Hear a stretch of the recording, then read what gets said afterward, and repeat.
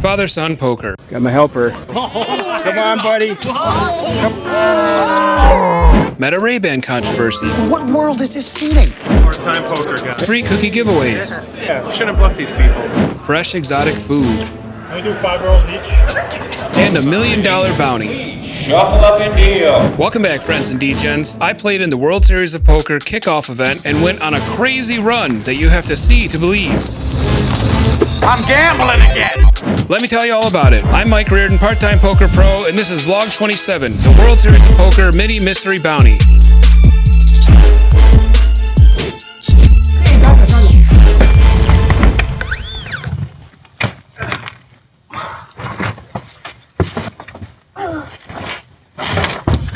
After Kayla finished packing my luggage and loading up the car, she drove me to the airport for my 4-hour flight to Las Vegas. I love you. Fucking bitch. I went straight to the Delta Lounge to load up on their awesome breakfast spread before takeoff. I need all the energy I can store because as soon as I land in Vegas, I'll rush to the Paris and register for the Friday flight of the $550 Mini Mystery Bounty Tournament. Oh, did you see it? Yeah.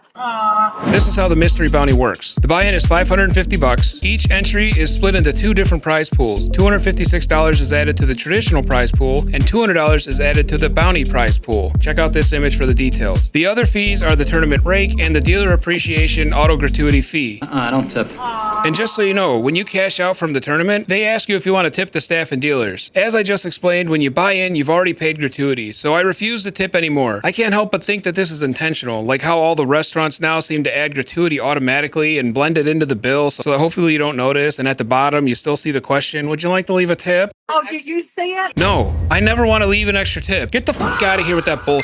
No tip? Funny story, when I cashed the main event in 2024 for $35,000, the lady at the cage was super bubbly when she said, "Oh my god, $35,000, amazing! Would you like to leave a tip?" No. Oh.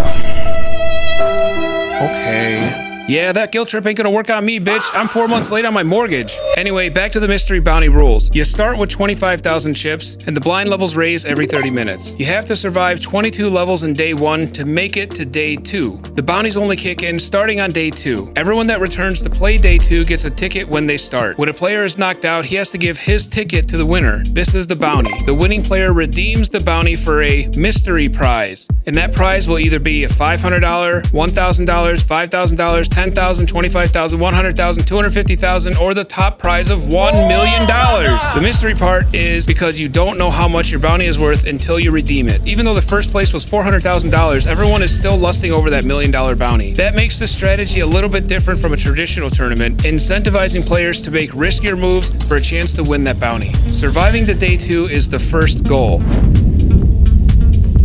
I was so excited to kick off the summer tournament series with a bang that I checked into the MGM Grand on my phone during the bus ride from the airport, so I didn't have to wait in line when I arrived at the hotel. The tournament had just started, so if I hurried up, I wouldn't miss more than 1 or 2 levels. As soon as the elevators opened to the 4th floor, I sprinted down the hall to find my room.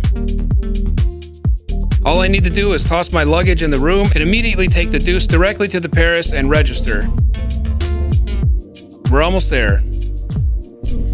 How long is this hallway? Oh my god, am I seriously the very last room in this never-ending hallway? Jesus! Holy shit, finally! I dropped off my luggage, and after a quick bathroom break, I was ready to grind.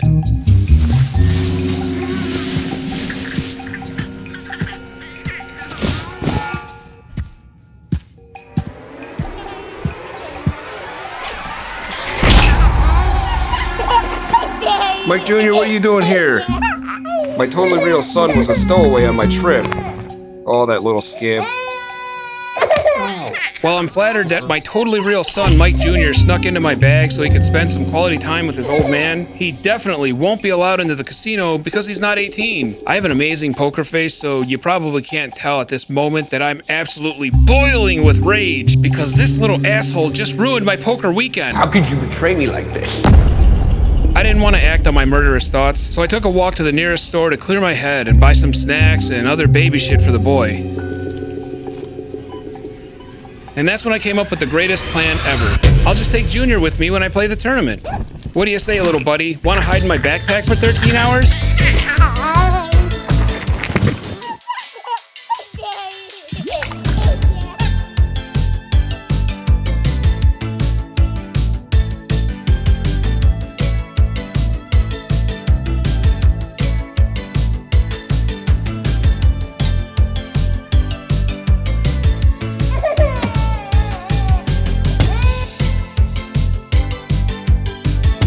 that, we are off to play the mini mystery bounty.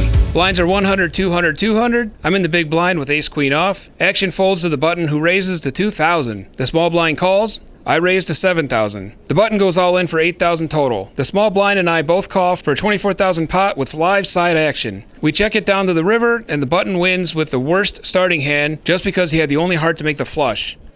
That sucks. Right off the bat, I lose 1/3 of my stack.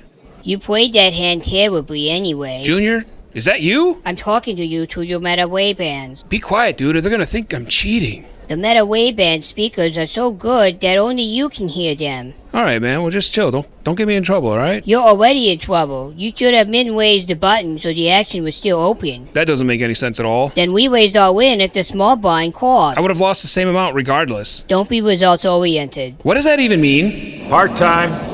I'm on the button with pocket nines. Blinds are 200, 300, 300. Seats 9 and 1 both call before folding to me. I raise to 1,200. The big blind and seat 1 both call, and we're 3 ways to the flop with 4K in the pot. I absolutely dominate the flop with a set of 9s. Seat 1 bets 3,100, hoping her ace is good. I flat call to keep the big blind in the hand, which she calls, and we go to the turn. The turn is the 5 of clubs. It checks to me. That card completes a ton of straights and flushes, but that doesn't matter because even if one of them made their hand, I would still be live on the river. So I shove with my last 5,100. Both players fold, and I take down a 19,000 pot. I'm almost back to starting stack. You should have raised. I did raise. I made it 1,200 pre-flop. You should have raised on the flop. They both would have called you. They would have both folded. I would have won less money that way. Pot odds. When the hell did you learn poker strategy? Also, when did you learn how to talk? I found this book in your backpack. Improve your poker now. A Guide for Serious Amateurs by Topher Goggin and Alexander Fitzgerald. That's a great book for someone that wants to learn poker. I met both the authors last summer and they said they loved my vlog so much that they gave me a free copy. Your bookmark was still in chapter 1. All right, get back in the bag. Did you already read the book? Part-time. The action folds to me on the button with king queen suited. Blinds are still 200, 300, 300, so I raise to 1,100. Both of the blinds call. The pot is 3,300. I hit 2 pair on a very wet flop of king queen of hearts, jack of clubs. 2 pair is a good hand, but if either player is on a draw, I have to bet big. They both check to me and I bet 5,000. They fold and I take down a small pot. You should have slow played it. Knock it off, that was a good play. They would have bet into you on the turn. Shut up. Part-time. Alright, flight D players, dealers, if you see your shuffle completely and you're on, FSM players are at a 20-minute break. Now that we're on the first break of the tournament, I want to share that I brought over 100 of my fan favorite magnetic cookie fidgets that I 3D print at home. These things are great card protectors and just super satisfying to click over and over and over. I love making these and giving them out to other players, so if you see me at the tournament, feel free to come ask if I have any. I even posted on the poker subreddit and invited anyone in Vegas to come get a cookie. Check out this clip. And I accidentally recorded this fun interaction with a Redditor that saw my post and found me to get a cookie. Part-time poker guy. Hey! My name is He asked me to censor his name if I use this clip, though. Yes. How you doing? Wait, sorry. I think he asked me to censor his face. My mistake. Here we go. Fixed. I bluffed off half my chips. But yeah, it was a cool time. Shouldn't bluff these people. Good luck, man. Good luck, I man. appreciate you. If you want to see more of my 3D printed stuff, I started another channel called Part-Time Printer Pro. Feel free to subscribe. Break time is over, so let's get back to the tournament. I'm gambling again. This is a routine hand, so I'm not going to spend all the time putting up the graphics. Already phoning it in? What am I phoning in? You won't get more subscribers if you don't put the graphics on the screen. Seriously, I don't need YouTube advice from a totally real baby. Okay, Boomer. I'm in the low jack with queen 8. I call the 600 blind, so does the button. Small blind folds and big blind checks. The flop comes out ace 2 king rainbow. I bet the minimum and everyone folds. It's ABC poker, no graphics needed. Part-time. Right after that hand, another player came over to my seat for a cookie after reading one of the posts I made on the WSOP Live app. Spinner guy, what up? Oh, you got a bunch of them right there. That's sick. There it goes. Oh, there it is, yeah. But yeah. Oh, that's crazy.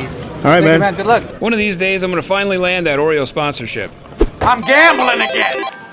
I'm on the button with pocket 8s. I go all in for 7,000. All of it. My table didn't want to see me leave, so 3 players generously called my jam, building a 28K pot. They even checked it down so we could all make it to the river together. Hey, thanks, guys. I knew this table was cool. Somehow, my 8s held up, and I'm finally above starting stack. Yay. Wow, so impressive. Part-time. Now that I have some chips, it's time to punish the limpers. I raise to 7,000 on the button and scoop another 5K when everyone folds. ABC poker. You could have played that better. Junior, shut the hell up. I'm playing fine. You'll come crawling back for help. You'll see. Part-time. By the time we finished level 10, I only had 16,000 chips. Starting in level 11, if you get knocked out, you cannot rebuy for today's flight. You'd have to start over tomorrow if you wanted to try again. I'm in a risky spot, and I really don't want to buy in again tomorrow. I started considering all my options when suddenly... So, you've come crawling back. Bring me out of the bag. I'll watch you play. Then I give you real-time advice through the MetaWay bands. Isn't that cheating? There's no rule that says you can't take poker advice from a totally real baby. That's a good point. All right, I'm in. I'm gambling again. Wonderful. Now as soon as you stop playing again, take me out of the bag, and you're going to do exactly what I say.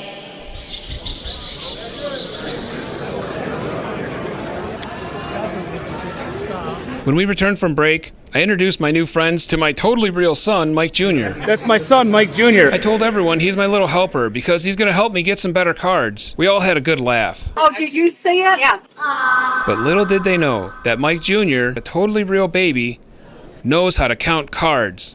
Part-time. It's level 11 and blinds are 1,000, 2,500, 2,500. I showed Junior my pocket jacks and my 10K stack and waited for his RTA. And I waited and waited. And finally, after about a full minute of silence, I just said, fuck it, and I went all in. I get one color, and those sneaky little tricksters held up. Double up. And just like that, I'm back to starting stack. You're welcome. Dude, you didn't even do anything. Didn't I? No. Part-time. I'll watch some of your stuff later. Thank you. The WSOP app was impressively fast at filling in the seats of knocked out players. I made sure to hand each new player a cookie when they sat down so they would hopefully scan the NFC on the cookie and subscribe to my channel. But also, it gave me an opportunity to introduce them to my little helper. Now this is a plus EV move because now they like me and Junior so much that they would feel guilty if they knocked us out of the tournament. That's smart. Part-time.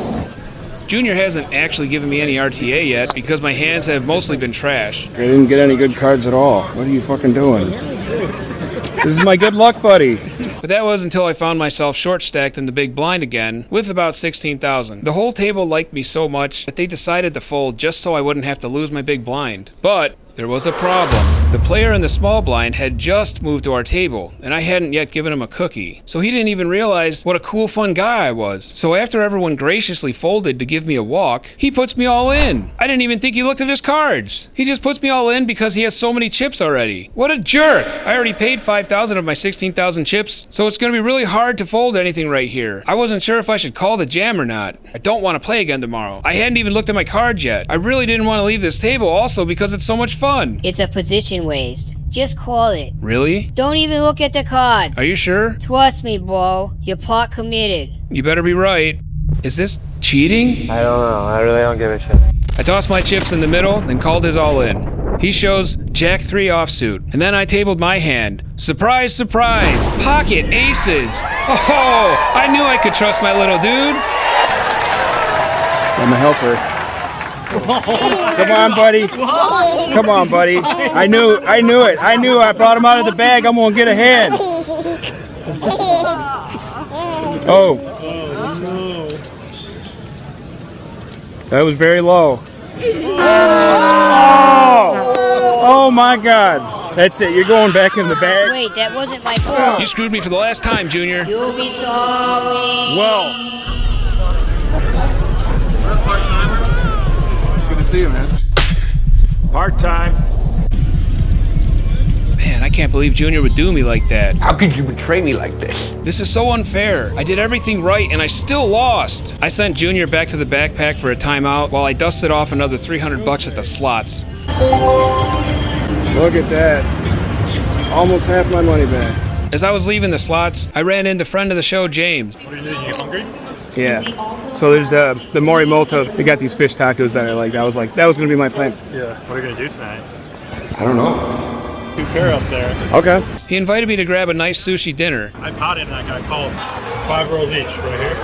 You can handle 5 rolls, right? 5 whole rolls? They're hand rolls. They're kind of small. Okay, yeah, I can do that. You want a drink?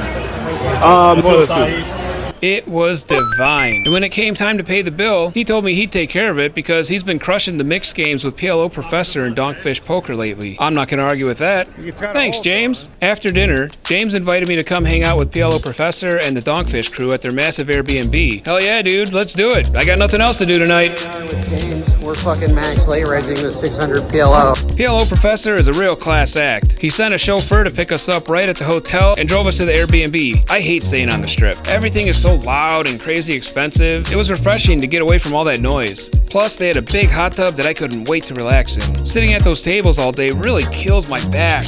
Let's see what everybody's up to. We might even do a $100 flip. Where the hell is everybody? They call it the Madhouse, and this was a really sweet deal. There were a bunch of gamblers sharing this place for the whole tournament series, like 6 weeks. It reminded me of the dorms in college. This would be the dream if I ever get that Oreo or Stouffer's sponsorship and I can play the entire summer. Just to come out here and play for 6 weeks, hit all the WSOP events, and vlog every day with the homies. What do you think, Martin? 17. You know, Powell, who's in the Madhouse, plays with Martin all the time in PLO. He says he's one of the biggest fish. Even though I just met everyone today, I could tell that they were like totally chill dudes. And they all had one thing in common. They all hated Texas Holdem. They only wanted to play PLO, PLO 5, Big O, High-Low, Raz, Badoogie, Dramaha, 7 Deuce, Triple Draw, 7-Card Stud, and about a dozen other games I've never even heard of before. They were kind of like a cult. Or, nah, that name is a bit too negative. Kind of like the Mixed Game Mafia. That sounds way better. And I'd played poker all day, so I had to politely decline every time they invited me to join in on their crazy mixed games. I opted to soak in the hot tub instead. That was a good move. The hot tub put me in such a blissful, relaxing trance. Suddenly my back stopped hurting. I was no longer angry at Junior, and I was even excited to restart the tournament again tomorrow. Hot tubs are amazing. Actually, I must have dozed off over there because I don't even remember leaving that night. I just woke up and I was back at MGM.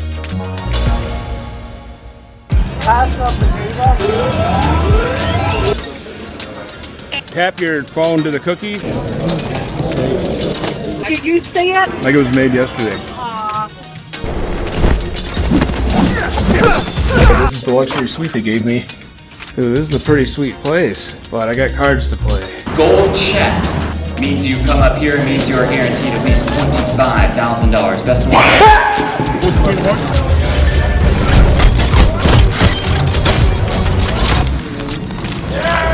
25 grand, good.